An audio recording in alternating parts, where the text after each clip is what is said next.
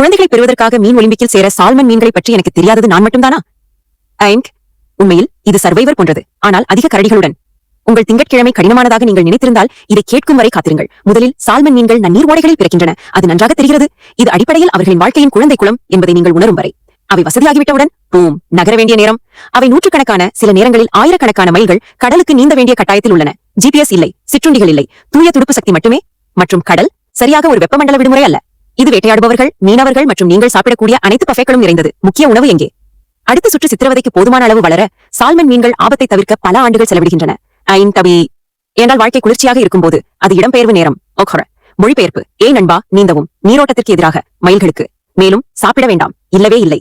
எல்லோரும் உங்கள் மீது கற்களை எரிந்து கொண்டிருக்கும் போது வெறும் வயிற்றில் மேல் நோக்கி ஒரு மாரத்தான் ஓடுவதை கற்பனை செய்து பாருங்கள். அதுதான் சால்மன் வாழ்க்கை. தடைகள், நீர்வீழ்ச்சிகள், அணைகள், பசியுள்ள கரடிகள் இரவு உணவிற்காக நடந்து செல்ல காத்திருக்கின்றன. அவர்களில் யாராவது அதை செய்வது ஒரு அதிசயம். இதற்கெல்லாம் பரிசு அவை முட்டையிடுகின்றன. பின்னர் சரி, RIP. அது சரி. சால்மனின் பிரம்மாண்டமான இறுதிக்காட்சி அடிப்படையில் வாழ்த்துக்கள், நீங்கள் அதை செய்துவிட்டீர்கள். இப்போது நீங்கள் முடித்துவிட்டீர்கள். எனவே அடுத்த முறை உங்கள் தினசரி பயணத்தை பற்றி புகார் செய்யும் போது சால்மனை நினைவில் கொள்ளுங்கள். இயற்கையின் இறுதி சாதனையாளர். ஒருவேளை அதன் மிகப்பெரிய சலிப்பானது.